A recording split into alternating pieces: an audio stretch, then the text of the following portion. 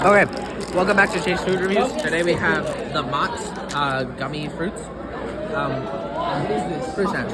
So these are probably pretty okay. It says no colors, no artificial colors. I don't believe that. Because, how is this not artificial? That is overly orange. I don't think I've seen an actual orange this orange. So, I'm not sure I believe that. But we're gonna try this one.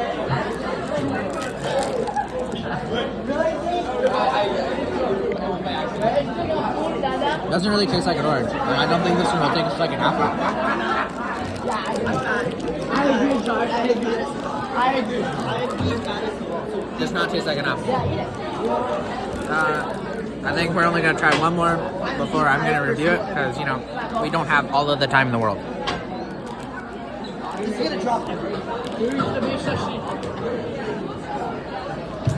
The pear flavor was the best one. So out of 10 fruit snacks, I give this 6 fruit snacks. It was pretty decent.